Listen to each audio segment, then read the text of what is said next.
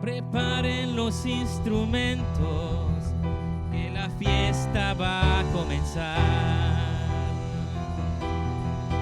Suenen sus trompetas delante del Rey Jehová.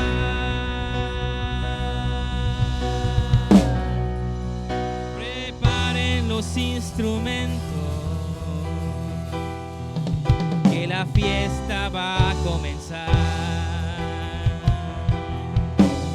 Suenen sus trompetas delante del Rey Jehová.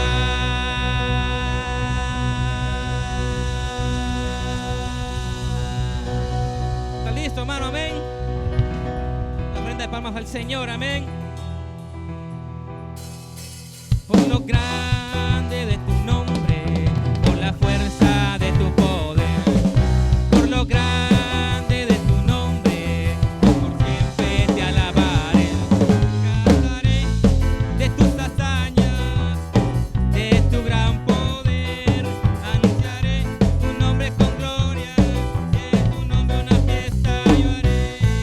Por lo grande de tu nombre, por la fuerza de tu poder, por lo grande de tu nombre, yo por siempre te alabaré.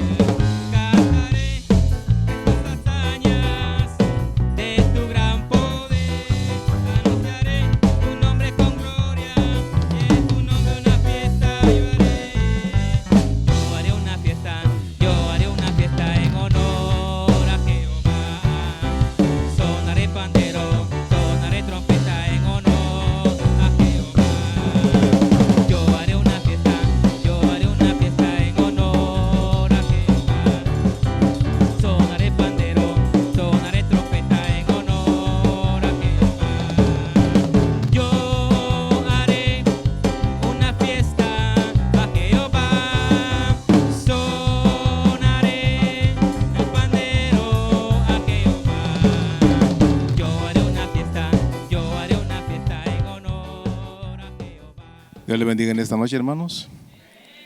Doy gracias al Señor por esta oportunidad que me da una vez más de poder venir y poder compartir con cada uno de ustedes lo que es la Escritura. Este próximo martes que viene terminamos con las enseñanzas, fueron 4 nada más. O sea, pues de que fue todo este mes. Para mí no hay ningún problema porque el tema de la oración es demasiado extenso, muy extenso, y yo le aseguro que dando martes tras martes durante 6 meses no se acaba. O sea que esto es muy, como le dijera yo, bastante extenso. Y yo le voy a pedir que cada uno de nosotros estemos bastante atentos a lo que es la enseñanza, porque ese es el propósito con el cual venimos a este lugar. El propósito, hermanos, de asistir a estas enseñanzas es para que nosotros cada uno podamos aprender, que cada uno podamos entender en sí lo que es la oración. Y si usted se da cuenta, muchas personas cuando venimos a la oración, ya a los 5 minutos ya no tenemos nada que decir. Entonces la pregunta es, ¿por qué será? Entonces, la oración tiene un propósito en nuestra vida, un propósito primordial que Dios nos enseña en su palabra. Así como está sentadito, le voy a pedir que abra su Biblia. Vamos a tomar el mismo pasaje que tomábamos la semana pasada, que se encuentra en Primera de Timoteo. Primera de Timoteo capítulo 2, dice así la Escritura: exhorto ante todo a que se hagan rogativas, oraciones, peticiones, dice rogativas, oraciones, peticiones y acciones de gracias, por todos los hombres, dice, por los reyes y por todos los que están en eminencia, para que vivamos quieta y reposadamente en toda piedad y honestidad, dice. Porque esto es bueno y agradable delante de Dios nuestro Salvador, el cual quiere que todos los hombres sean salvos y vengan al conocimiento de la verdad. Hasta ahí nomás.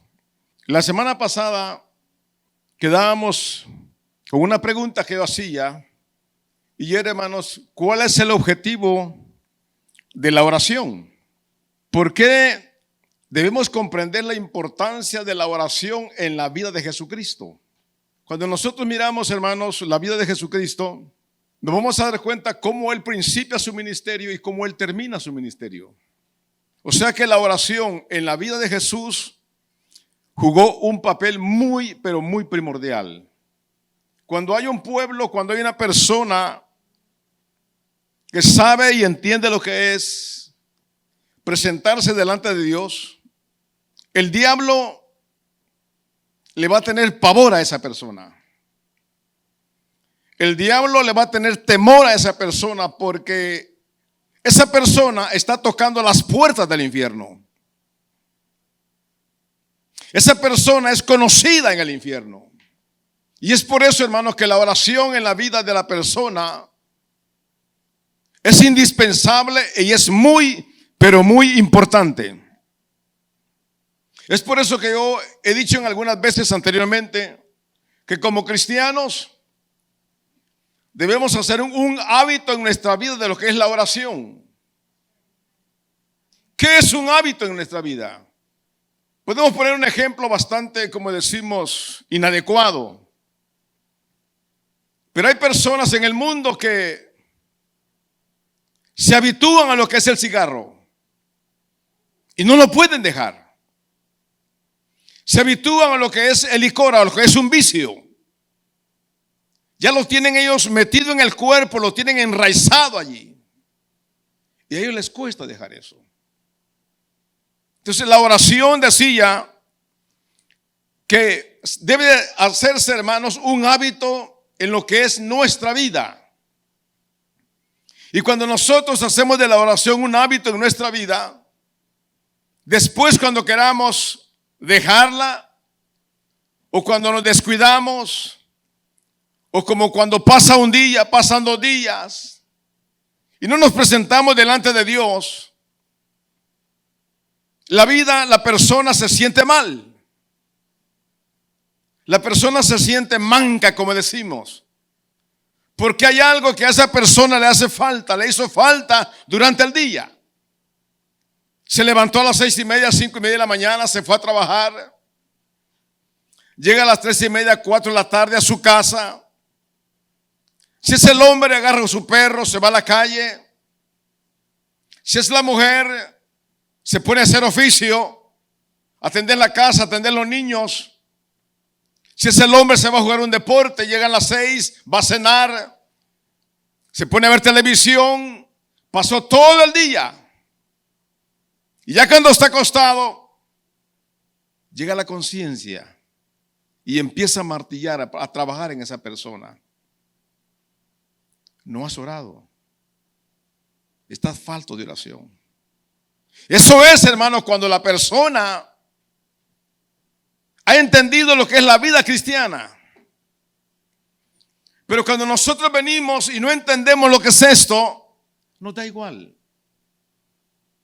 No le prestamos atención a eso. Pasan una semana, pasan 10, 15, 20 días, pasa un mes, 2 meses. Y no nos llama la atención, o sea, no permitimos que nuestra conciencia nos redarguya. No permitimos, hermanos, que esa área trabaje en nuestra vida. Y Pablo, hermano, está exhortando aquí en el versículo 1. Use su Biblia juntamente conmigo, por favor. Y mire lo que Pablo dice allí. Exhorto ante todo, dice. ¿Qué es lo que Pablo nos está dando a entender acá? Cuando nos dice exhorto ante todo. Note por qué Pablo está haciendo mención de esta palabra. Decíamos anteriormente, hermanos, ¿qué es la intercesión? ¿Qué es la oración? Y decíamos, hermanos, días atrás, que intercesión significa una verdadera preocupación por otra persona. Un intercesor es alguien que se pone entre Dios y el necesitado. Usted se pone en medio y empieza a interceder. Primero de Juan 2:1, que es lo que dice: hijitos míos, si alguno hubiera pecado, dice, abogado tenemos, dice, para con el Padre, dice. ¿Qué papel, hermano, está desempeñando Cristo en esta ocasión? Según la Biblia allí, hermano, está hablando Juan, que él está abogando, y un abogado es un intercesor. Alguien que está intercediendo constantemente delante del Padre. ¿Por qué?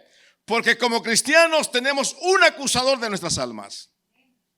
Entonces Jesucristo está entre Dios Padre y nosotros.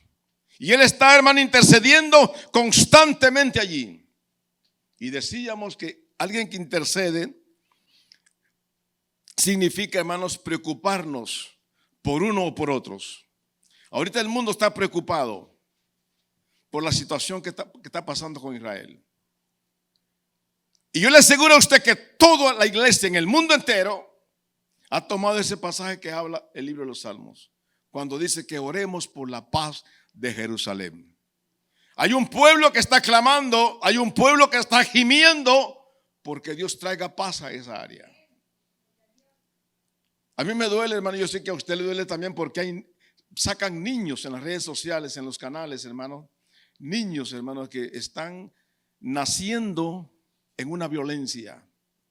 Niños que están creciendo en medio de la violencia. Cuando esos niños vienen a ser grandes, traen una mentalidad bastante enferma. Salen niños árabes, salen niños, hermano, en esas áreas. Triste ver el físico, la fisonomía de esas criaturas. Y la iglesia, hermanos, tenemos que estar clamando, tenemos que estar pidiendo por ellos. Estar orando, intercediendo por ellos. Ese es el papel de la iglesia. Y eso es lo que yo quiero tocar en esta noche. Note lo que Pablo dice en el versículo 1. Exhorto ante todo, dice, a que se hagan rogativas, dice, oraciones, peticiones y acciones de gracias, dice. Pero cuando Pablo dice aquí, hermano, la palabra exhorto viene del griego, hermano, parakaleo. Y la Biblia aquí, hermano, cuando habla aquí exhorto, es llamar a una persona al lado. En este caso, hermanos, llamar es rogar, es meterse uno en medio a interceder por aquella persona. Eso es, hermano, lo que está hablando aquí Pablo. Por eso dice allí, os ruego, dice, ante todo, a que ustedes, dice, se pongan en la brecha, a que ustedes se paren en medio de este mundo. Dice, miren lo que es el versículo 2. Por los reyes, por todos los hombres que están, dice, en eminencia. Al final del versículo 1 dice, y acciones de gracias por todos los hombres, dice. ¿Cuál es el papel entonces de la iglesia? ¿Cuál es nuestra posición, hermano, ante esta situación que nosotros estamos viviendo? Haciendo conciencia, hermano, ¿cuál es la posición suya y cuál es la posición mía? ¿Es venir a pasar el tiempo? Note usted haciendo conciencia en esto. ¿Cuál es mi posición delante de Dios? Si la Biblia está hablando, hermanos, de un ingrediente que es la oración, que es tan importante dentro de la iglesia. Sin embargo, yo siempre he dicho algo. La oración es como la Cenicienta. ¿Cuántos conocen el cuento de la Cenicienta? La Cenicienta, hermanos, cuenta es un cuento, ¿no? Sí. Son tres hijas bien feas, dice. Y la Cenicienta era muy linda. Y la Cenicienta la tenían arrumada en la cocina, abandonada ya. ¿Sabe qué le quiero decir yo a usted? La oración es la Cenicienta de la iglesia y la oración está abandonada. Es lo más lindo, hermano, de la iglesia. Porque como le decía anteriormente a usted, cuando uno viene y hace un hábito de eso, hermanos, yo le testificaba a usted que cuando uno viene y hace un hábito de aquello, va usted, hermano, a la cama y cuando sabe usted que no ha orado, empieza a llorar.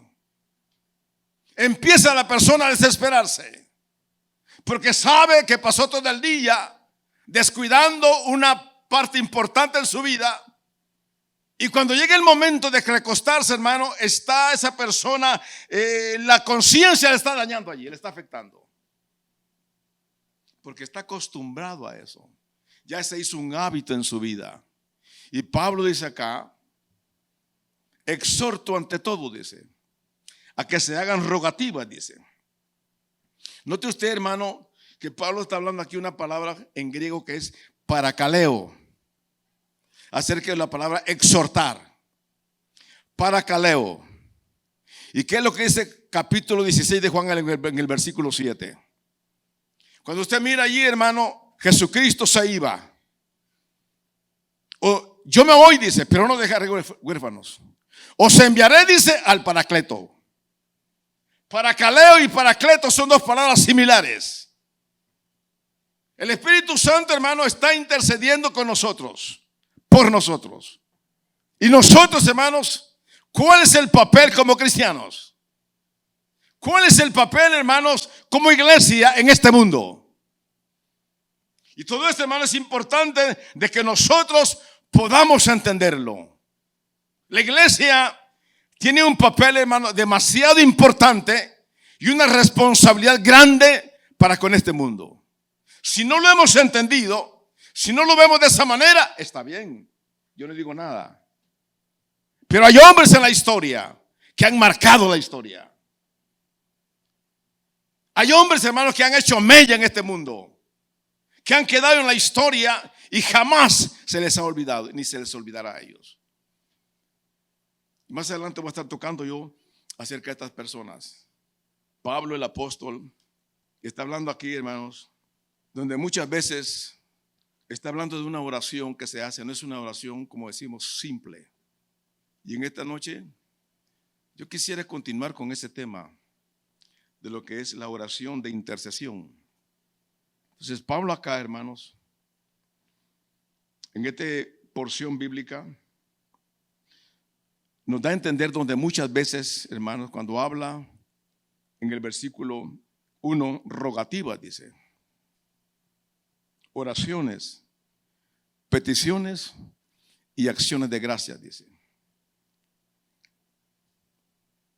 Yo le pregunto a usted, ¿qué es rogar? Rogar. Note usted qué importante es eso, rogar. Y muchas veces, hermanos, cuando habla la Biblia aquí de rogar, hermanos, se está hablando de una intercesión donde no existen palabras, donde lo único que va a surgir de sus ojos son lágrimas, donde lo único que va a surgir de usted son gemidos, no son palabras. Véase Romanos 8:26, por favor. Romanos 8:26. Pablo aquí está hablando, hermano, de súplicas, de suplicarle a Dios, en donde el que pide, hermanos, se coloca entre una persona y Dios, porque va a suplicarle a Dios que aquella situación pase en la vida de esta persona. La intercesión, hermano, ese es el papel que juega. Y de acuerdo al verso 4, hermanos, en este capítulo, tenemos, hermanos, mucho la iglesia por qué orar. La iglesia tiene mucho por qué interceder. La iglesia tiene mucho por qué gemir, por qué rogar, por qué presentarse delante de Dios con una actitud de súplica, de ruego delante de Dios, de rogarle, de suplicarle, de romper rodillas, como decimos. No es una oración simple, no. No estamos desechando eso tampoco, pero tenemos que entender nosotros cuál es nuestro papel como iglesia. Si usted se da cuenta, hermanos, aquí hay, por ejemplo, un programa y yo veo que cada servicio se anuncia ese programa. Oración todos los días de 6 a 7 de la mañana. Oración los días domingos de 10 a 11 de la mañana. Y nada más vienen unos 5 si mucho, o 2. Pero yo le aseguro a usted que si el pastor dice este sábado tenemos un tremendo y excelente almuerzo allá atrás, yo le aseguro que hasta el perro nos traemos. ¿Qué significa esto, hermanos? ¿En dónde radica, hermano, nuestra situación, nuestro problema? La oración se ha abandonado. La oración se ha hecho a un lado. Como diciéndole a Dios, Señor, si tú te interesas en mí, acéptame así. De lo contrario, olvídate de mí. Es una actitud bastante, hermano, arrogante la que tomamos delante de Dios. Porque hemos tomado, hermanos, estos lugares y la plataforma, hermanos, como una pasarela, donde venimos y lucimos nuestros mejores trajes, nuestro mejor calzado, nuestro mejor atuendo, pero estamos vacíos. Y eso, hermano, delante de Dios es pesado, es duro. No es fácil. De acuerdo al versículo, hermanos 4, dice la Biblia que tenemos que orar por todos los hombres, porque Dios quiere que todos sean salvos. Entonces nosotros debemos de clamar a Dios que pedimos un crecimiento, pedimos salir de este lugar, queremos salir de este lugar, pero no estamos parados donde debemos de estar, no estamos allí. Pareciera como que estamos cavilando en dos pensamientos. Y no es así, hermanos, la situación.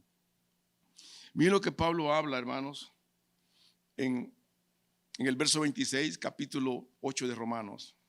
Capítulo 8, versículo 26. Miren lo que Pablo dice allí. Y de igual manera, dice, el Espíritu nos ayuda en nuestras debilidades. Pues ¿qué hemos de pedir como conviene? No lo sabemos, dice.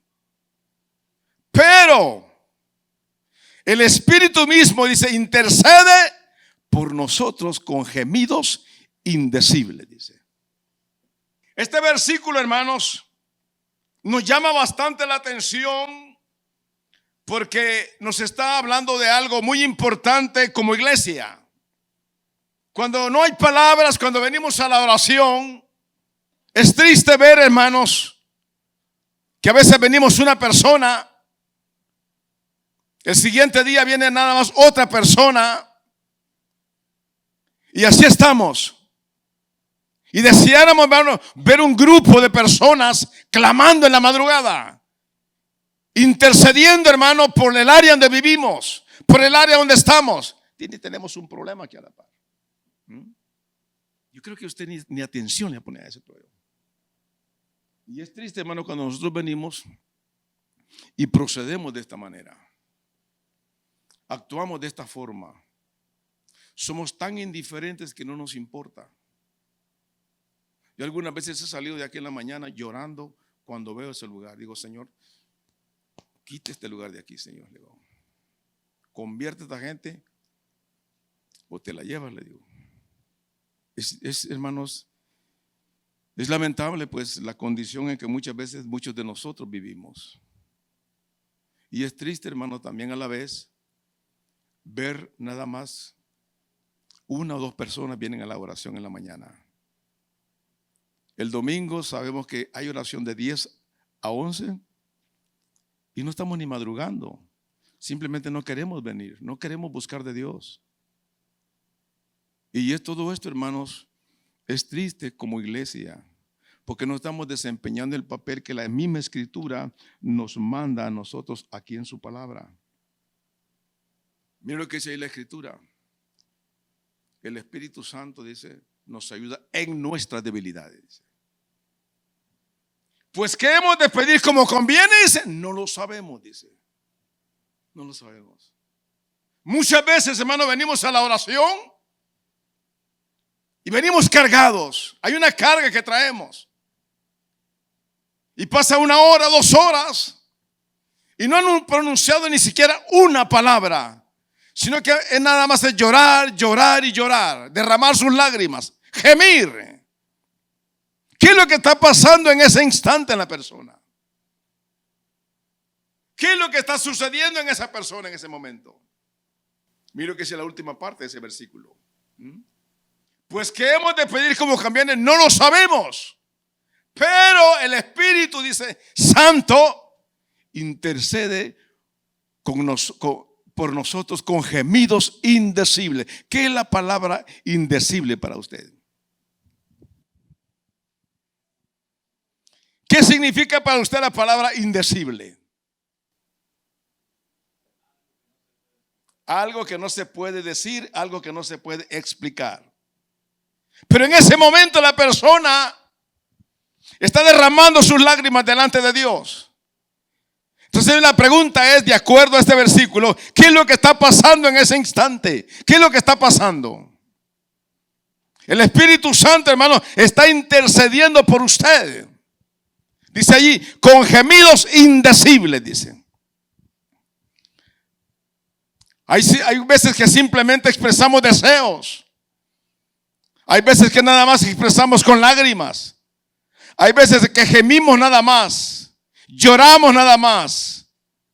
Pero en ese momento, hermanos, el Espíritu Santo está haciendo una labor importante en nuestra vida. No es una oración cualquiera. No es una oración simple. Sino que el Espíritu Santo, hermano, está trabajando ahí en ese momento. No le podemos, y cuando viene ese momento, hermano, no le podemos poner tiempo al Espíritu Santo. Oramos de 7 a 8. Ya son las 8, me voy. Me levanto, hermanos, y no nos damos cuenta si a las 8:05 el Espíritu Santo iba a empezar a trabajar en nosotros. Pero nosotros venimos y queremos ponerle tiempo a Dios. Y no es así. Yo le contaba el testimonio la semana pasada a usted, lo que yo viví. Jamás volví a vivir esa experiencia. Nunca. Y he deseado volver a vivir esa experiencia, pero yo sé que no es así. No es cuando uno quiere. Yo no sabía lo que había pasado. ¿Qué pasó? No sé. Pero usted sabe lo que es, hermano, empezar a orar a las 4 de la mañana y terminar de orar a las 8 de la noche. Cuando entro al cuartito, hermano, veo aquel volcán de papeles así donde me había llorado todo el día. ¿Qué pasó en ese día? La oración, hermanos. Si usted la descuida en su vida, usted está perdido. Usted es bocado fácil y rico del diablo. Pero la oración es muy importante en la vida de un cristiano. Y Pablo enseña, hermanos, que estas aspiraciones no habladas, dice que son engendradas por el mismo Espíritu Santo. Esas acciones, esas cosas que a usted le pasan en ese momento, no son simples, son engendradas por el mismo Espíritu de Dios. Y es por eso que uno debe de apreciar esos momentos. Cuando se le pregunta a la persona, hermano, ¿a usted le gustaría esto de Dios? ¿A usted le gustaría estar en la presencia de Dios? Claro que sí, hermano. Entonces busquemos de Dios, véngase para acá. Wow, no, entonces si es así, no, hermano, yo pensé que era de otra cosa. Es de orar, hermano, es de buscar de Dios, es de doblar rodillas. ¿Cuántos tienen callos en las rodillas? Tóquese sus rodillas, a ver si tiene callos. ¿Sabe una cosa? Cuenta la historia que cuando Esteban murió apedreado y lo estaban preparando, dice, para enterrarlo, dice que sus rodillas eran como de camello. ¡Wow! Y eso a mí como que fue un reto para mí. Imagínese usted las rodillas de los camellos. Imagínese usted tener rodillas como de camellos. Porque era gente, varón, que solo caminaba de rodillas. Solo de rodillas vivía esa gente. Por eso Pedro dijo allá, cuando escogieron los diáconos: escójanse entre ustedes 7 varones, porque nosotros perseveraremos en la oración y en el ministerio de la palabra. La vida de esa gente, hermano, era entregada a la oración. Es por eso que cuando Pedro dice que pasaba, y la sombra de Pedro sanaba a los enfermos, porque había una unción especial. Alguien pasa la parmilla, hermano, hasta me repugna, no me aguanta. Y todo eso es triste, hermano. Como iglesia es triste todo eso, hermano, porque venimos acá, hermano, cantamos, oramos, predicamos, nos desgargantamos y no pasó nada. Ni siquiera un mosco movimos. ¿Por qué? ¿En dónde está el secreto? ¿En dónde radica, hermano? Muchas veces, hermanos, usted no va a orar con palabras, no va a decir palabras. Muchas veces usted no va a doblar sus rodillas y va a empezar a gemir, va a empezar a llorar, va a empezar a interceder, va a empezar a suplicar, a rogar a Dios. Ser una persona, ser un cristiano de oración, hermano, significa pagar un precio. Esto no se logra, hermano, de la noche a la mañana. No. Ese es un hábito que usted tiene que hacerlo en su propia vida. Dios quiere que se glorifique en su vida. Busque de Dios. Quiere vivir una vida así, como decimos. Pero lo que la Biblia, hermano, me enseña a mí es otro tipo de vida. ¿Qué le decía yo a usted a la vez antepasada? La iglesia no nace aquí en el mundo. La iglesia nace en la mente de Dios, en el corazón de Dios. Dice que fuimos escogidos desde antes de la fundación del mundo, dice. Allá estábamos usted y yo en la mente de Dios. Pero venía un momento en el tiempo de Dios que Dios venía, nos iba a traer. Y era lo que yo le decía a Dios antes, cuando yo me convertí. Señor, ¿por qué tú no me trajiste siendo un niño? ¿Por qué me permitiste que yo me quebrara la cara en este mundo? ¿Por qué? Yo lloraba y lloraba y lloraba. Y el Señor hasta que un día me habló y me dijo, era en mi tiempo, no era en tu tiempo, me dijo. Y yo creo que por eso es que existen grandes testimonios. Porque con el testimonio de aquel varón, hermano, han habido millones de personas que se han convertido al Señor. Porque Dios permite todo eso. Y esto, hermano, todo esto es muy importante, hermanos, que nosotros logremos o logremos captarlo. Pues que hemos de pedir como conviene, no lo sabemos, dice, pero el Espíritu mismo intercede por nosotros con gemidos, dice, indecibles. Ya dijimos que la palabra indecible significa algo que no se puede expresar con palabras. Algo que solamente usted lo va a dar a conocer con su gemir, con sus lágrimas. Eso es lo que se llama interceder. Eso es lo que significa, hermano, pasar un buen tiempo delante de Dios. Y en el verso 34, mire lo que dice en el capítulo 8 Romanos. Alguien que me lea allí. Fíjese que, aunque le citaba yo primera de Juan 2:1, pero mire lo que dice allí el apóstol en el versículo 34 de Romanos capítulo 8. Póngale atención a ese versículo. ¿De cuántos intercesores está hablando aquí la Biblia entonces? ¿Ah? Nosotros tenemos un intercesor ante el Padre allá. Tenemos un intercesor dentro de nosotros mismos, que es el Espíritu Santo. Y todo esto es muy importante de que nosotros lo sepamos. Mire usted la Trinidad, hermanos. Mire el Padre, el Hijo y el Espíritu Santo. Mire cómo trabajan. Mire cómo el trabajo de los tres. El Hijo, hermanos, respalda cuando el creyente las peticiones las presenta delante de Dios. Cualquier petición que sea, el Hijo viene y está allí con el Padre. Cuando no sabemos cómo pedir, viene el Espíritu Santo, intercede también por nosotros. Es por eso que la oración no puede ser monótona en nuestra vida. No puede. Y es aquí, hermano, donde nosotros tenemos que hacernos una pregunta. Entonces, ¿qué pasa, pastor, cuando yo me quedo dormido?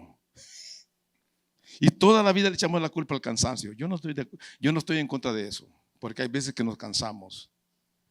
Pero ya todos los días, hermano, aunque trabajemos o no trabajemos, nos quedamos dormidos siempre. Y a los 5 minutos ya la persona está dormida, ya está roncando. ¿Cuántos dicen amén, hermanos? Vaya que fue sincero, fíjese. Pero no debería ser así, fíjese. Debemos de, como les decía anteriormente, debemos de aprender a hacer un hábito en nuestra vida. Mira lo que está hablando en la Escritura. Vayamos a Joel capítulo. Aquí Joel nos presenta 3 capítulos en su profecía. 3 capítulos. En el capítulo 1, hermanos, vemos el día del Señor en el libro de Joel.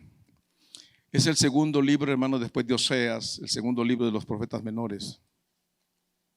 Y aquí, hermanos, el profeta Joel nos está hablando, hermanos, que iba a existir, iba a venir una invasión de langostas. Era para el momento presente, hermanos, y era algo visto como inminente.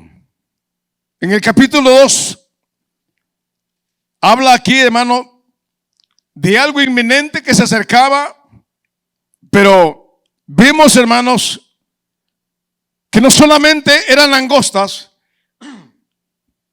sino que el pueblo, hermano, había caído en un problema. Son 3 capítulos que llaman mucho la atención cuando empezamos a escudriñarlos. Cuando usted mira, hermanos, este libro de Joel, también está hablando en el capítulo 2 de una invasión de pueblos. Este es un capítulo, hermano, que tiene una profecía que le llamamos de doble referencia. ¿Qué es una profecía de doble referencia? ¿Alguien sabe? Una profecía es algo, hermano, que se cumplió en el momento que se dijo, después, y ya está para el futuro. Y usted se va a dar cuenta juntamente conmigo en este libro. Y habían pueblos, hermanos, cuando habla pueblos del norte. ¿Quién era el que estaba al norte de Israel en aquel tiempo? Había unos pueblos que estaban confederados, encabezados por un pueblo llamado los asirios.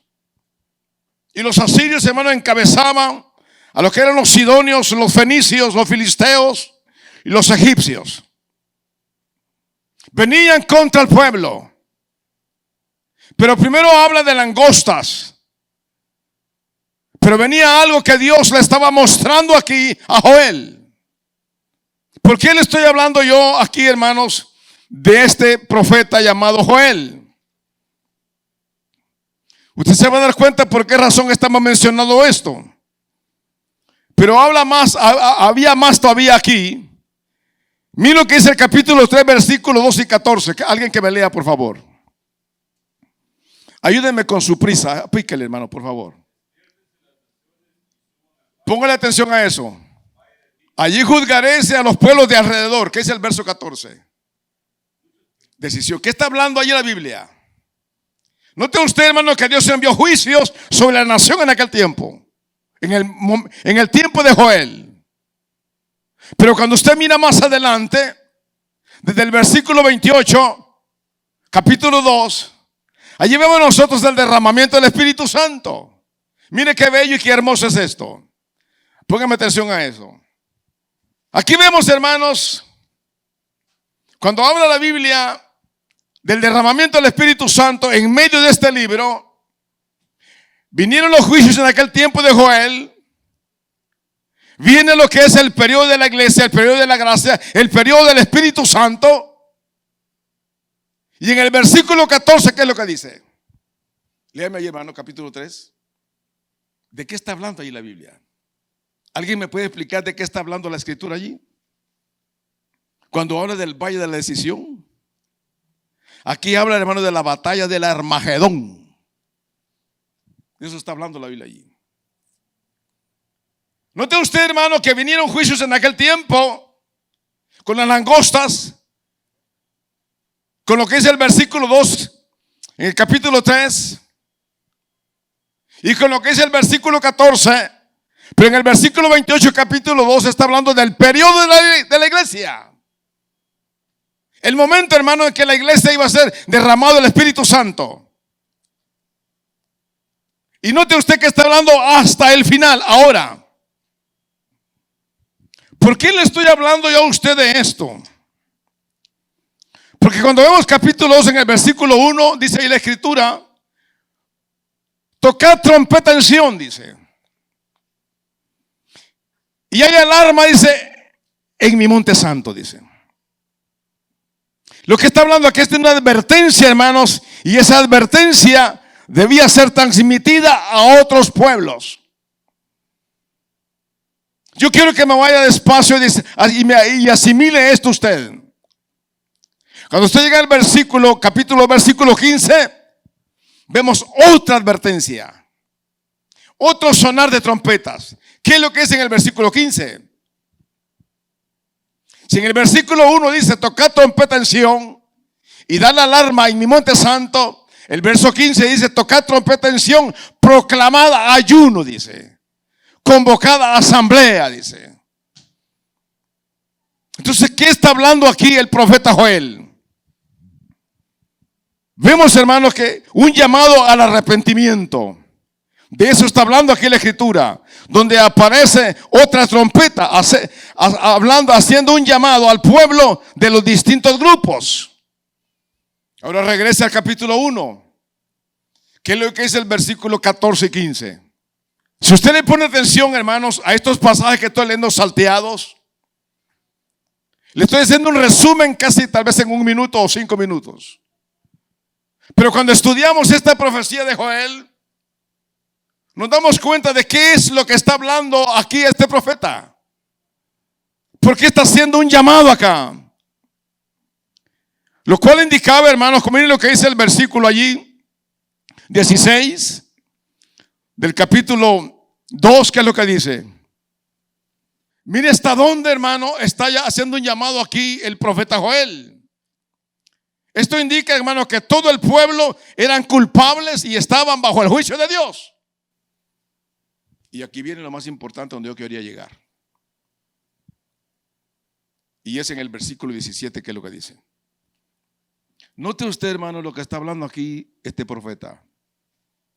Cuando dice ahí la Escritura, hermano, clamen los sacerdotes, giman, lloren entre la entrada y el altar. ¿De qué está hablando ahí la Biblia? Ahí está hablando, hermano, en el templo de Salomón, desde la entrada, como quien dice allá, se venía y se topaba con ¿cuál era el primer altar que estaba? Era el altar de bronce, el altar del sacrificio. Usted sabe que bronce significa juicio. Cada metal, hermano, en la Biblia, cuando hablamos del templo, hay un significado y un simbolismo. Y el bronce significa juicio. Entonces, entre la entrada, dice, y el altar, dice, deténganse en los sacerdotes y clamen por el pueblo, giman por el pueblo, dice. Intercedan, dice, por el pueblo. O sea que debían, hermanos, llorar, debían gemir, porque lo que le venía al pueblo no era nada bonito. Lo que le viene a este mundo, hermano, no es nada bonito. ¿Y quiénes son los responsables delante de Dios? ¿Son los testigos de Jehová? ¿O quiénes? ¿Son los sabáticos o quiénes? ¿Quién es la iglesia de Jesucristo? ¿Le da pena decir eso, hermano? ¿Y qué está haciendo usted? Si usted es el pueblo de Dios, ¿qué es lo que está haciendo? No me mire feo ni me mire con cara de enojado. Yo no estoy enojado por eso. Esta profecía, hermano, va hasta el fin. Hasta allá va. Después de la gran tribulación, después del milenio, después viene la guerra del Armagedón. Eso no se quedaba allí nomás. Y todo esto, hermano, es interesante de que nosotros le prestemos bastante atención. Y así como en este pasaje que tenemos un gran ejemplo de que nosotros como iglesia tenemos que interceder, así como Dios le dijo al pueblo de Israel, a los sacerdotes que intercedieran por este pueblo, también nosotros, lo que está hablando ahí Pablo, dice Pablo allí, hermanos, exhorto ante todos que se hagan rogativas, dice, oraciones, peticiones y acciones. ¿Por quiénes? ¿Ah? El verso 4 es bien claro. Porque más adelante dice el versículo 5, porque Dios no quiere que nadie se pierda, sino que todos procedan al arrepentimiento, dice. Y el papel de la iglesia, hermano, es interceder por este mundo, es clamar por este mundo, es suplicarle a Dios por este mundo. No podemos, hermanos, actuar diferente a la situación que este mundo está pasando. No podemos. Imagínense, aún dentro de nuestros hogares, nuestros hijos se pierden y ni siquiera por ellos podemos clamar a Dios, ni siquiera por ellos. ¿Ah? Esa es cuestión, como decimos, hermano, que en realidad da pena.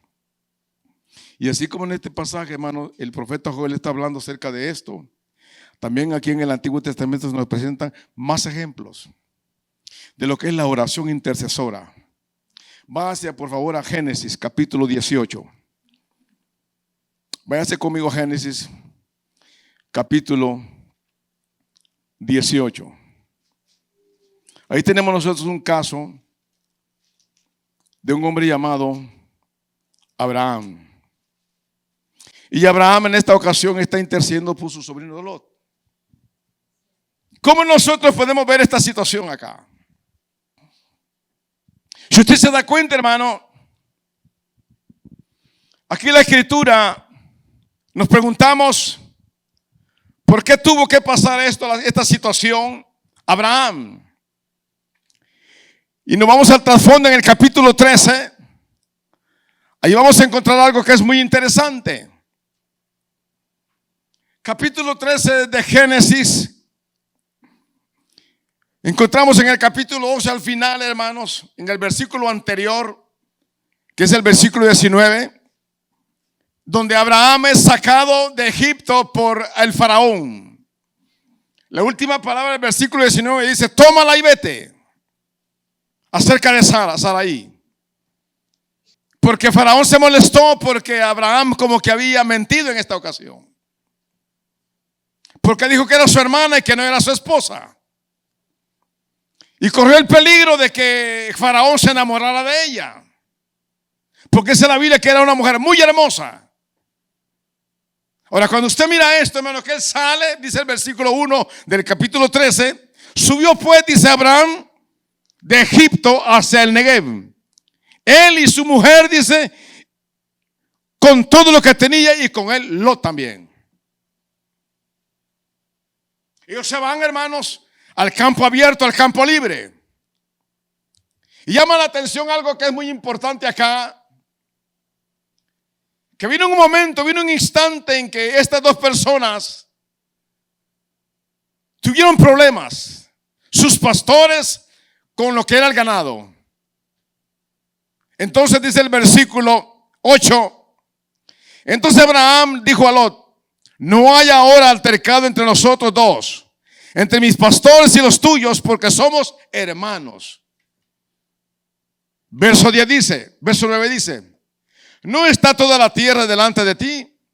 Yo te ruego que te apartes de mí. Si fueres a la mano izquierda, yo iré a la derecha. Y si tú a la derecha, yo iré a la izquierda. Aquí Abraham le está proponiendo a Lot que él tome la determinación. Note usted, hermano, la importancia que es ver en estos pasajes los dos tipos de cristianos que siempre han existido a través de la historia en la iglesia. Desde el principio, Caín y Abel. Uno se perdió y otro se salvó. Vemos en la cruz del Calvario, uno se perdió y otro se salvó.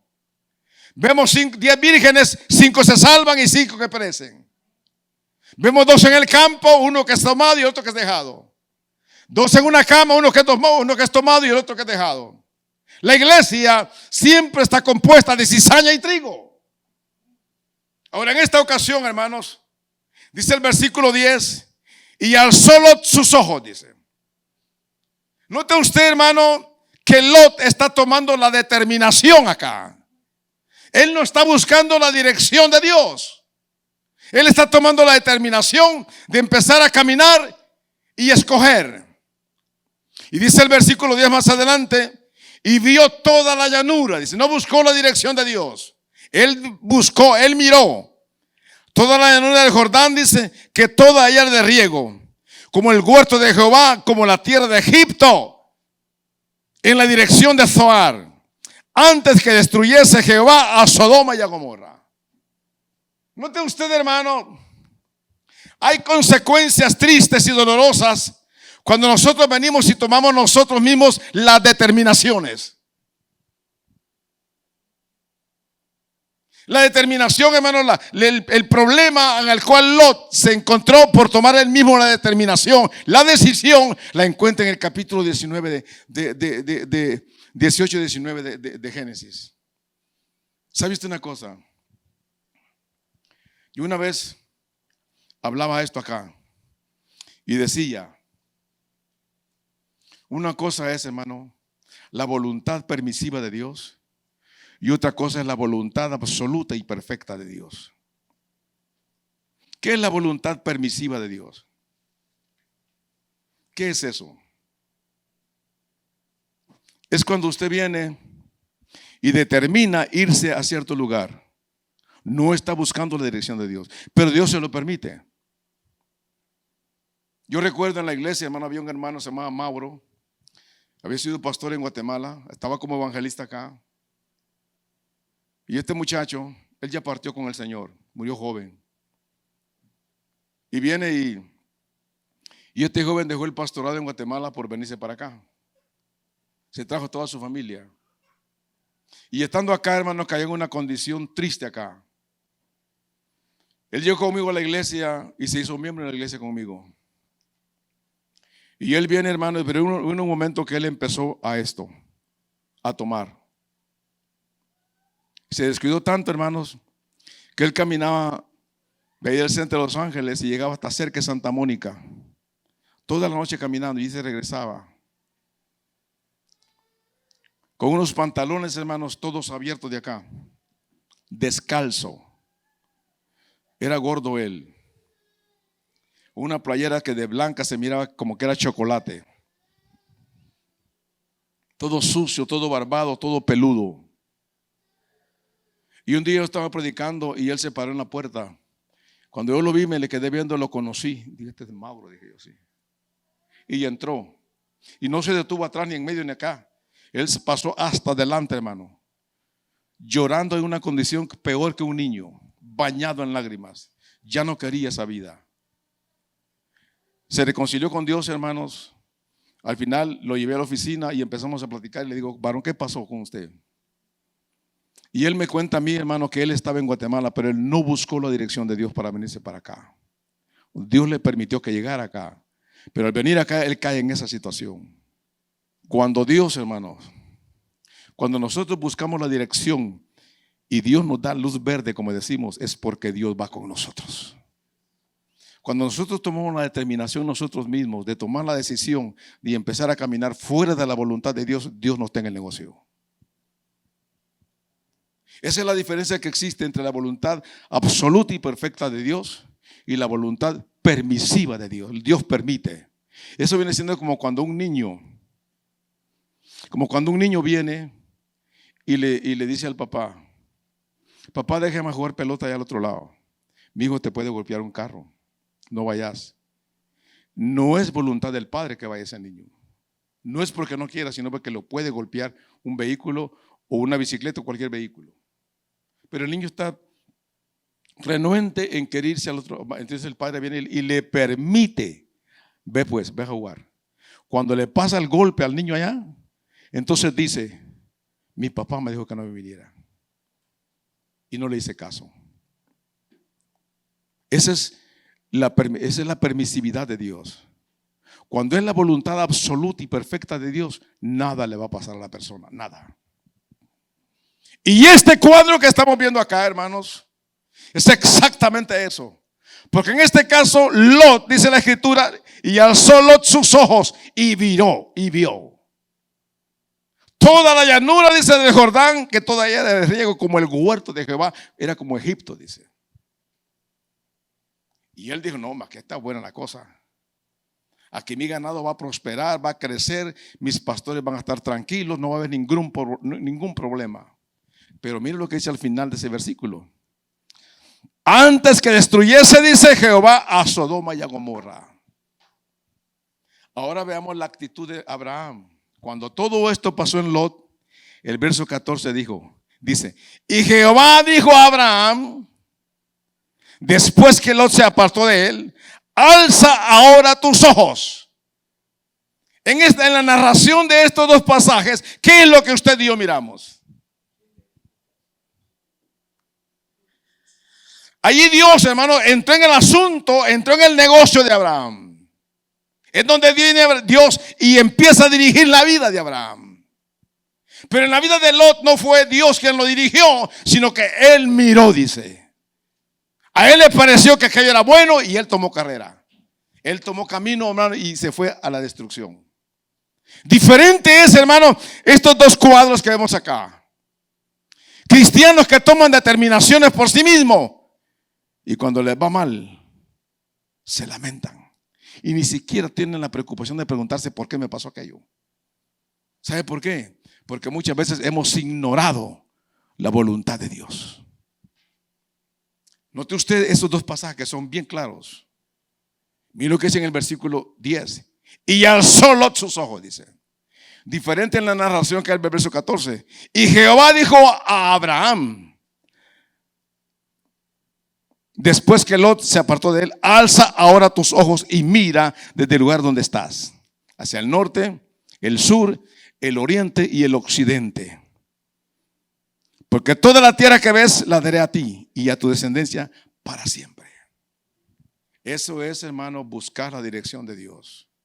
Eso es, hermano, cuando Dios está dirigiendo a la persona. Eso es, hermano, cuando Dios está en el asunto, como decimos. O sea que lo que estamos mirando acá, hermano, es cómo Dios dirige a una persona y cómo Dios actúa ante la situación de aquella persona. Y cuando usted llega, hermano, en el capítulo allí de 18, versículo 23 en adelante, es donde vemos la situación de estas dos personas. Vemos la situación de Lot, hermanos, que Abraham tuvo que interceder por él. Ahí usted la intercesión en el versículo 23 al versículo 33. Usted va a encontrar eso allí, donde Abraham intercede por Lot y por su familia.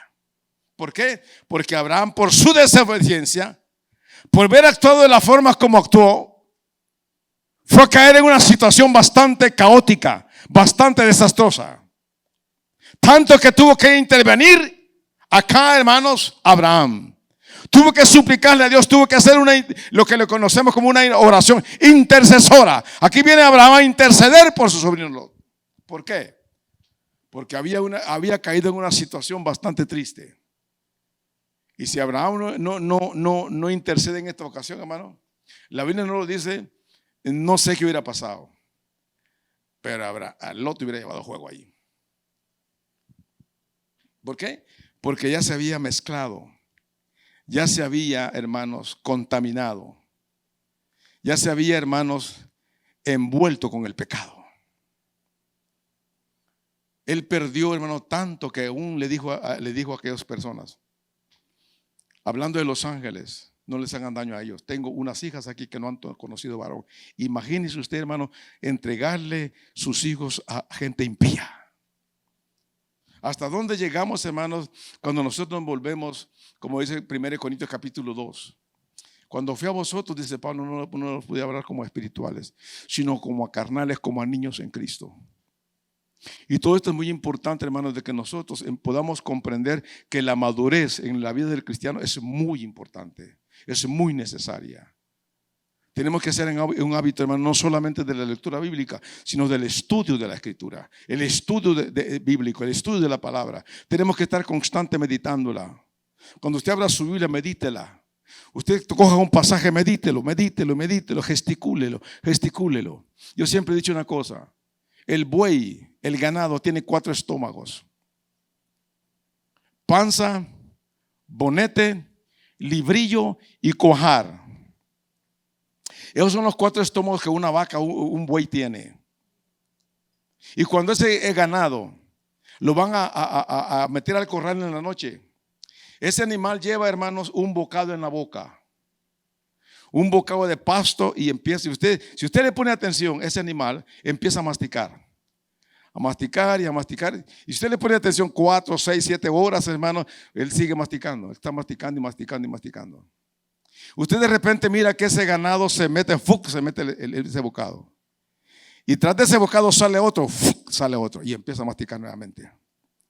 Porque en cada estómago tiene, hermano, 4 bocados. Nosotros como iglesia necesitamos ser como ellos. ¿Sabe qué le estoy dando a entender yo a usted? Que tenemos que, hermanos, comer la palabra constantemente, meditar en ella. No solamente leerla porque la Biblia no es un pasquín, no es un chiste. No. Y somos tan, perdón la expresión, somos tan sinvergüenzas que hasta el Salmo 91 tendemos en la mesita que tenemos a la par de la cama. Somos tan ingenuos en ese sentido que digo yo entre mí. Yo le digo eso porque he entrado en hogares cristianos y voy y me piden que ore y todo. Y voy y veo la Biblia abierta en el Salmo 91 y digo, qué gente más, digo yo entre mí, sin sabiduría pues. ¿Usted cree que usted va a espantar un demonio con que tenga el Salmo 91 abierto? A reírse su cara va, hermano.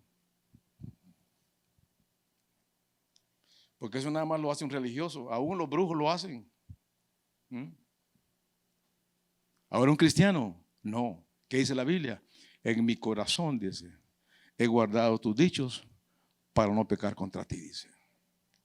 Ahí tenemos nosotros que tener la escritura guardada, meditándola constantemente nosotros en la Biblia. Tenemos el caso también de un hombre llamado Moisés. ¿Qué pasó con Moisés? Váyase a Éxodo capítulo 17. Éxodo capítulo 17. Ahí tenemos otro pasaje nosotros. Parafraseando un poco este pasaje, según el versículo 9, dice ahí la escritura que Moisés le dijo a Josué, donde él recibe una orden, que prepare gente y pelee contra Amalek. Que Moisés iba a estar en el collado, en la cumbre del collado, dice, con la vara de Dios en su mano. Dice la escritura que cuando sus brazos se cansaban, dice que prevalecía Amalek.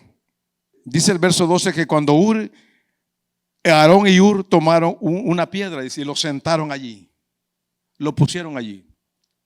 Y dice que Hur y Aarón levantaron sus brazos. Y cuando miramos este pasaje, cuando este cuadro nosotros, dice el versículo 13, que esa fue la forma como Dios dirigió a Josué y mató a filo de espada a toda aquella gente. Cuando usted encuentra la Biblia aquí, hermanos, que Moisés lo sentaron en una piedra, le levantaron sus brazos, ¿qué significa eso? Eso tiene un significado muy grande en nuestra vida. Significa, hermanos, la intercesión.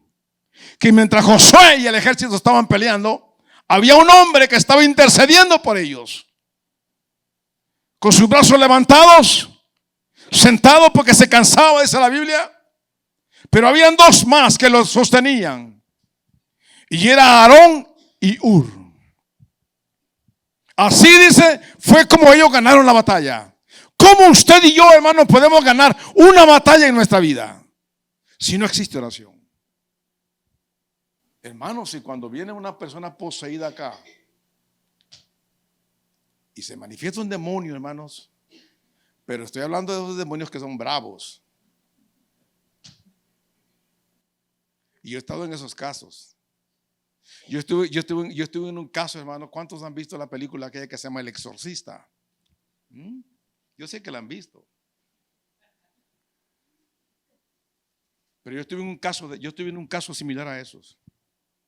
Horrible. Empezamos a orar y a clamar por esa mujer. Empezamos a interceder por ella. Y ese demonio, como a las 10 de la mañana, teníamos 3 días de ayuno ya, y ese demonio no salía, lo teníamos hacia el pie del altar. Hermano, y estábamos como 5 hermanos ahí clamando por ella, orando, intercediendo por ella. Y esa mujer bien poseída. Vino un momento que nos pusimos de acuerdo todos ya como a las 11, 12 del día, estamos ya agotados. Y por eso yo siempre le digo al pastor, que yo orar por un endemoniado, ya no. Yo le digo, Señor, ya no, Señor, yo oré mucho por eso. Ya no quiero, Señor, le digo, porque eso es, ¿sabe por qué? Porque eso es cansado. Eso es un agotamiento físico, hermano, que usted lo deja desahuciado, sin fuerzas. Y peor cuando usted tiene que madrugar y irse a trabajar el siguiente día. Eso era triste para mí. Mire, hermano, cuando yo entré al ministerio, hermano, yo tuve unas luchas casi cuerpo a cuerpo con el mismo diablo. Porque cuando mi hermano estaba recién venido aquí, estoy hablando del año 85, 86, hace más de 35 años, Yo me acostaba boca abajo en la cama. Yo cuando empecé en el ministerio, trabajaba en construcción.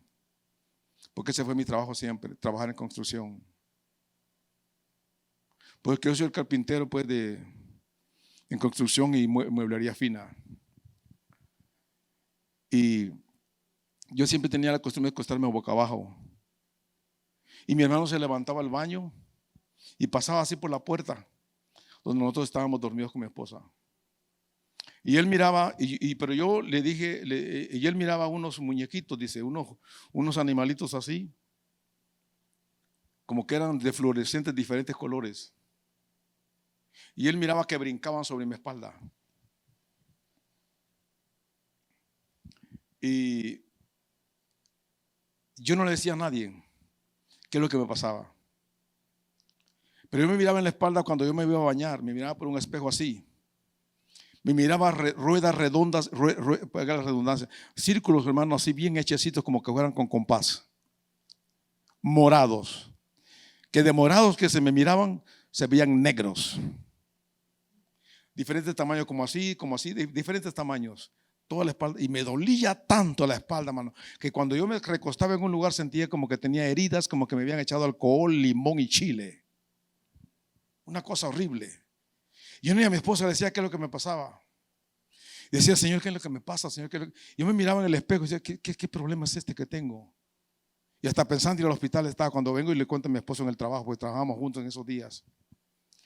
Y me dice que está aquel estaba recién convertido.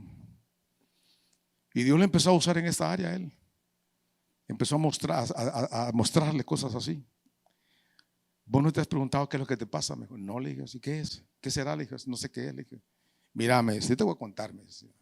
Que no te va a sorprender esto. Me dice. Cuando yo, me dice, paso ahí por el dormitorio donde la puerta está abierta, me dice. Sí, le digo. Sí. Y yo cada vez que paso por ahí, vos me dice, miro muñecos, me dice. Miro unos animalitos así, unos muñequitos, me dice, humanos, me dice, que son de diferentes colores, me dice, fluorescentes, en lo oscuro se ven bien claros, me dice, brincando en tu espalda, me dice, brincan, te golpean con los puños, me dice, y otros brincan sobre tu espalda, me dice. Hermano, cuando usted, hermano, se propone buscar a Dios en ayuno, en oración, de una manera, hermanos, como dicen, tan tangible, hermano, el diablo se la va a hacer difícil a usted. Tal vez doblando la cabeza estaba yo, mi cuello en la almohada cuando ringa el teléfono. Varón, ¿dónde está? Pastor, soy Julián de tal. Así está una iglesia, por favor. Ustedes me han contado que Dios lo está usando a usted para esto y esto y esto. Allá iba yo, hermano. A esa hora. Regresaba a las 1 o 2 de la mañana a la casa. A las 5 de la mañana iba para el trabajo yo. Y eso me estaba matando a mí. Yo dije, sí, Señor, yo no puedo estar así, Señor. No puedo estar así. Y Dios fue cuando me dijo, te quiero en tiempo completo, me dijo. Y te quiere en tiempo completo, y que te quiere en tiempo completo, y así, hermano, y una cosa hasta que me metí. Y cuando yo me metí a tiempo completo, hermano, fue una cosa, miramos la gloria de Dios. Y esa vez en Guatemala, hermanos, estábamos orando por esta mujer. Y esta mujer viene, hermano, y cuando nos cansamos, que nos agotamos de tanto clamar por ella, hermano, que no podíamos con ese demonio, nos sentamos. Pero yo me senté así como está el hermano pastor, así, me senté atrás de ella así. Usted sabe lo que es, hermano, una persona que usted venga y le doble la cabeza así y lo voltea para atrás así, sin mover el cuerpo. Y cabal escuché cuando le tronó los huesitos de acá. Cuando voltea así para atrás, hasta atrás a mí me queda, mire, hermano, una cosa horrible, hermano. Usted sabe que es una cosa de esas. Yo me fui de esta vida, hermano, cuando vi esa cabeza que se volteó así nada más. No fue, usted voltea para atrás y voltea todo el cuerpo, pero que voltee la cabeza no se puede. Hermano, en ese momentito entra un cuñado de ella por la puerta lateral así.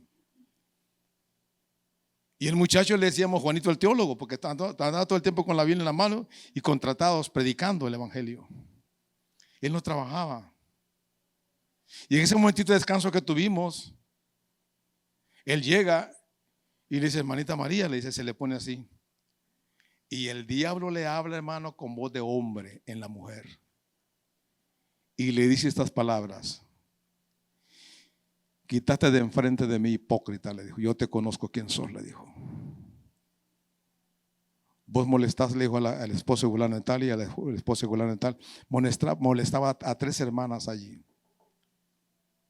El hermano que estaba hasta atrás llega y le dice: ¿sabes qué, Juanito? Vete de aquí, porque este demonio se llega a salir de aquí, se te mete a vos, le dijo. Vete de aquí, le dijo. Empezamos a orar por esa persona, hermanos, y esa mujer quedó libre. Cuando esa mujer queda libre en ese momento, hermanos, como a la 1 de la tarde, le empieza a salir de la boca, hermano, empieza a vomitar como que era guacamole, pero en cantidad, sí, en cantidad, no estoy hablando poquito, que en cantidad.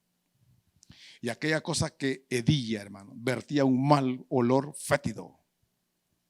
Después de eso, hermano, le sale un gran puño de pelo así, hermano, pelo negro así, de la boca. Y queda tirada en el piso.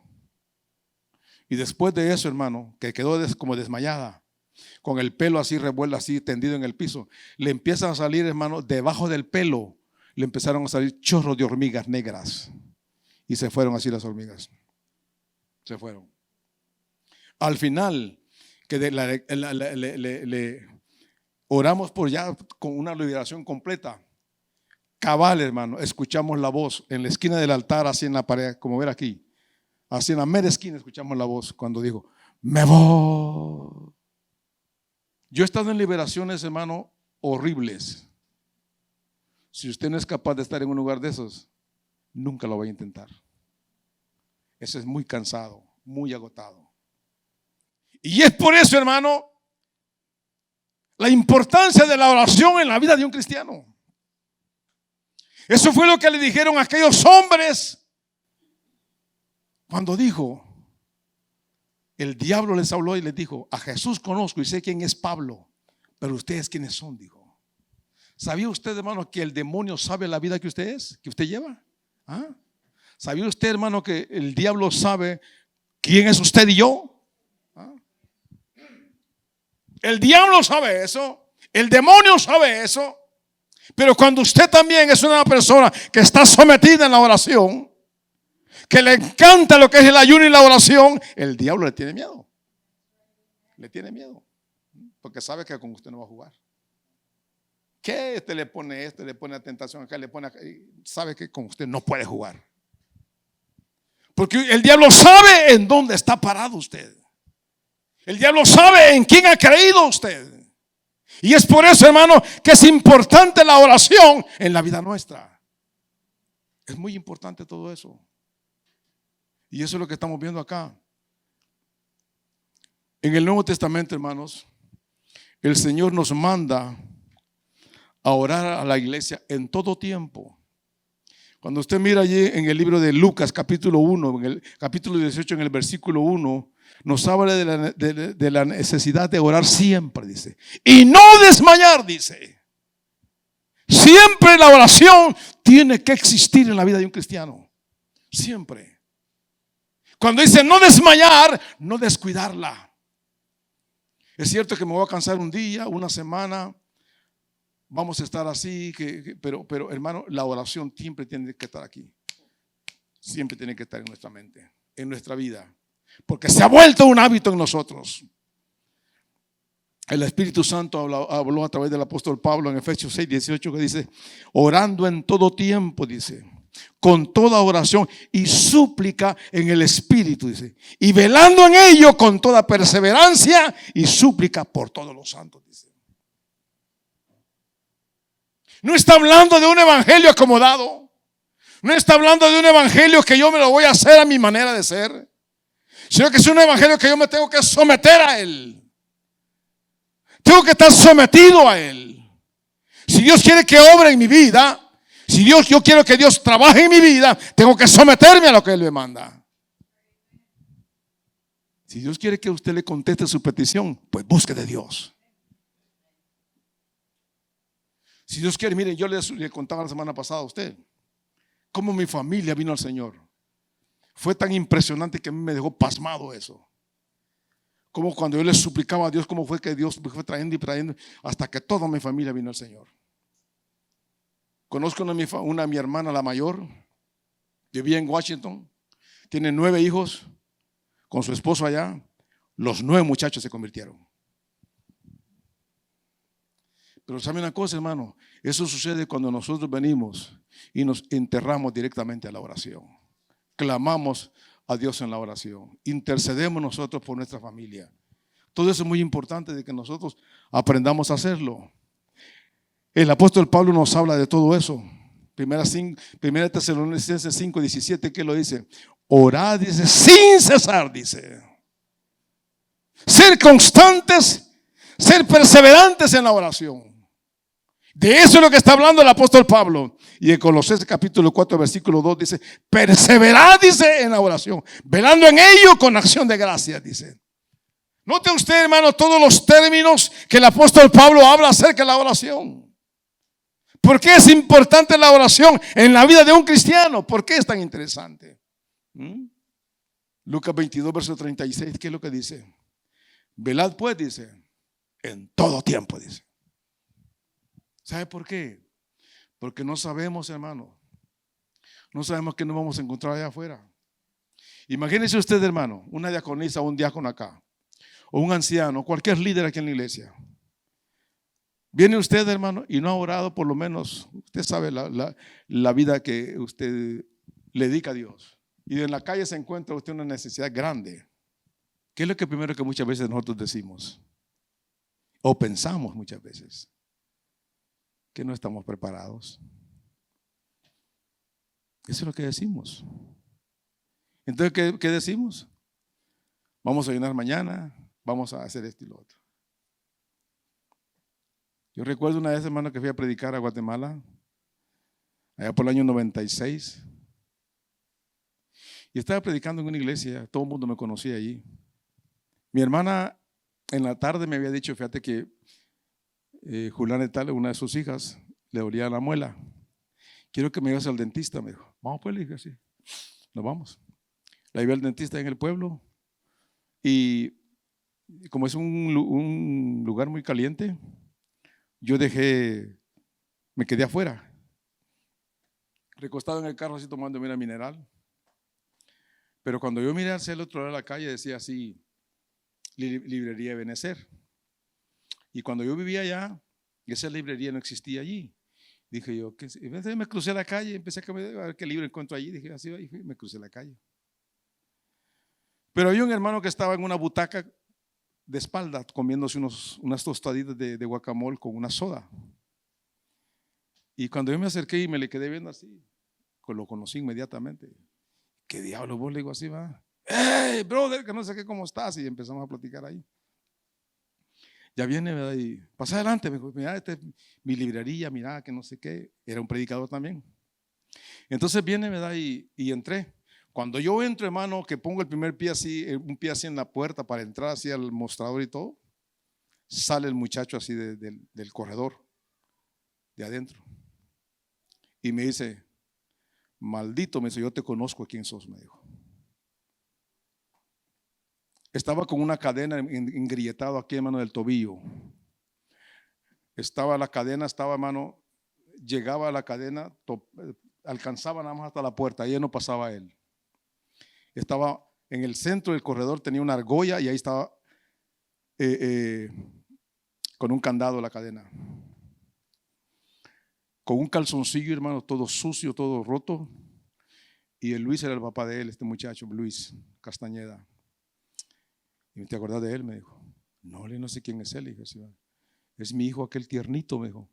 El que iba a matar la mamá, me dijo. Le estoy hablando del hijo de la señora de la cual había sido libre esa vez allí. Porque esa vez Luis llegó de la iglesia y en lo oscuro, usted sabe que las puertas de la calle, con la puerta de en medio de la casa, muchas veces están directos así hasta el corredor, se mira todo desde la calle hasta el corredor. Y a medio de la casa estaba la mujer con el hijo así, hermano, colgando del cuello, estaba matándolo. Y él miró la figura esa y corrió, y ahí fue donde él supo que la mujer estaba endemoniada. Pues este muchacho estaba tiernito esa vez. Pues esa vez que yo llegué, hermano, ya era un muchacho como de 23, 24 años. Nadie lo podía sostener. Dice que él lo tenía ahí porque en las noches el muchacho llegaba con una hacha a querer matar a la mamá a puro hachazo, poseída por el diablo. Y esa vez le dije yo a aquel, mira, le dije, aquí no sé si todavía está René, le dije yo, Carlos, le dije yo, Julano, Sultano, le dije yo, vamos a hablar con ellos y nos vamos a volver a unir y nos vamos a meter a un retiro, le dije. Vamos a meter a un ayuno de 3 días, le dije, vamos a clamar y vas a ver si no va a ser libre. Mira, eso vamos a empezar el lunes, le dije así. Pero esa semana yo tenía que estar en Guatemala en 2 iglesias y me voy para Guatemala. El día viernes regresé yo en la noche. El sábado prediqué en una iglesia donde yo nací en el Evangelio y el domingo en la noche estaba predicando yo en la iglesia donde habían varios hermanos. Cuando yo le entrego el tiempo al pastor, viene el hermano pastor y dice, hermano, por favor, digo así, va. No se olviden, digo, de respaldar al hermano Luis, dijo, en el velorio de su hijo. Cuando yo digo, escuché eso, me pegué el levantón. Y le dije a un músico que no hemos conocido, ¿qué pasó? Le digo así, cállate, vos, me dijo. El diablo mató a este muchacho, me dijo. Lo ahorcó, me dijo. Porque el diablo sabía, hermanos, lo que habíamos propuesto hacer ya el día lunes. Y él se anticipó a destruir esa vida. ¿Por qué es tan importante, hermano, que nosotros tengamos que estar preparados? La Biblia dice, hermano, que tenemos que orar en todo tiempo, dice, en todo tiempo. Tenemos que estar siempre buscando la presencia de Dios. El cristiano que no busca la presencia de Dios, hermano, como le repito, es un cristiano que está a la deriva, está navegando, como decimos, navegando como un barco sin motor y sin timón. Así está. No tiene rumbo, fijo, no sabe para dónde va. Pero un cristiano que busca de Dios, un cristiano que está metido en la escritura, que está metido en la palabra, sabe cuál es su principio y sabe cuál va a ser su final. Y eso es muy importante de que usted y yo lo sepamos. El apóstol Pablo, hermano, nos da indicios acá, hermano, que son muy importantes para que nosotros podamos entender lo que es la oración. Esto no es, hermanos, esto no es de que yo decreto, de que yo declaro, de que yo digo, de que yo dictamino esto. Mira el tipo de payasadas que están haciendo en los altares hoy día. ¿Sabe usted qué es un decreto? ¿Ah? ¿Quién soy yo para decretar, hermano? Usted mira en las redes sociales. Usted mira hoy día, hermanos, en muchas iglesias y congregaciones grandes, donde en vez de llamar a la gente para orar y interceder por ellos, no, yo decreto, dicen. Ahora quiere decir que la oración ya no existe. Ahora es decretar. Ahora es de demandarle a Dios. Eso no es así. La Biblia no respalda eso. Si yo le pregunto a usted, ¿qué es un decreto? Del griego diatagma, que significa, hermanos, aquello que es impuesto por decreto o por ley. Eso es lo que significa. Deuteronomio capítulo 6 en el versículo 1, ¿qué es lo que dice? Deuteronomio 6:1, ¿con qué estoy terminando ya? Deuteronomio 6:1, ¿qué es lo que dice? Rápidamente, hermano. Ayúdeme por favor ahí. Deuteronomio 6:1. Note usted lo que está hablando ahí la escritura. Ella habla, hermanos, mandamientos, estatutos y decretos, dice. Entonces la pregunta era, ¿qué es un decreto? Es mandar, hermanos. Es ordenar. Este verbo, hermano, se refiere a una comunicación oral, mediante, hermano, la cual es un superior ordena o manda a un subalterno. Eso es lo que es decreto. Eso es un decreto. Ahora, ¿de dónde yo, hermano, voy a empezar a decir, yo decreto que le van a Julano, yo decreto que le van a Sutano, yo ordeno, yo digo, yo? Hemos cambiado el término que Dios manda en su palabra, oración, cuando es orar en todo tiempo. Por eso los apóstoles, y allí voy a empezar la otra semana. Aquí voy a empezar la otra semana. Cuando los apóstoles se acercan al Señor y le dicen, Señor, enséñanos a orar, dice. Mire usted que los apóstoles le preguntan, le dicen al Señor, enséñanos a orar así como Juan enseñaba a sus discípulos, dice. Yo le decía a usted la vez pasada, ¿quién fue el que hizo esa objeción? ¿Quién fue el que dijo eso? Y había sido un discípulo que había sido discípulo de Juan el Bautista. Porque él escuchó que Juan enseñaba a sus discípulos. Él le dice allí mismo, enséñanos a orar así como Juan enseñaba a sus discípulos. Entonces la pregunta es, ¿quién era esa persona? Con esto termino. Cuando dice el trigo y cizaña, hermanos, yo sé que muchos aquí no saben, pero le voy a decir una cosa y ahora lo va a saber usted. ¿Por qué le dicen al Señor, Señor, ¿quiere que arranquemos la cizaña? No le dijo el Señor. Porque no voy a hacer que queriendo arrancar la cizaña, vayan a arrancar también el trigo, dice. Ahora, ¿por qué el Señor no permitió eso? ¿Sabe por qué? Porque la cizaña y el trigo son dos plantas exactamente iguales. Fíjese qué tremendo esto. Entonces, ¿cuál es la diferencia entonces? Dos cosas. Cuando viene la prueba, cuando viene un ventarrón, que es tipo de la prueba, en una cizaña, la cizaña se quiebra después de que cuando viene el ventarrón, queda quebrada allí. Cuando usted busca, abre la supuestamente semillita de la cizaña, está vacía por dentro, no hay fruto. Ese es el tipo del cristiano que cuando viene la prueba se queda quebrado. La prueba lo vence y se va. Cuando busca usted fruto en esa persona, no lo encuentra. En cambio, el trigo, cuando viene la prueba, hermano, viene el ventarrón, lo dobla el ventarrón, el viento, y cuando pasa la prueba, hermano, vuelve a su lugar. Exactamente. Si usted abre un granito de trigo, encuentra el fruto adentro. Ese es tipo del cristiano maduro, tipo del cristiano verdadero. Por eso, hermana, hay dos cristianos dentro de la iglesia. El cristiano que es obra de la carne y el cristiano que da los frutos del Espíritu. Tenemos que orar por ellos, por todos. Tenemos que orar los unos por los otros. Porque lo que Jesucristo dijo allí, hermano, no les toca a ustedes hacer eso, dijo. No les toca a ustedes. Ustedes, como que dice, ustedes clamen a Dios, dijo. Pero nosotros, ese es nuestro papel. No tenemos que clasificar, no. No se trata de clasificar.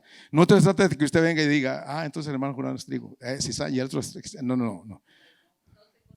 Póngase de pie, por favor. La próxima semana, hermanos, concluimos con esta enseñanza.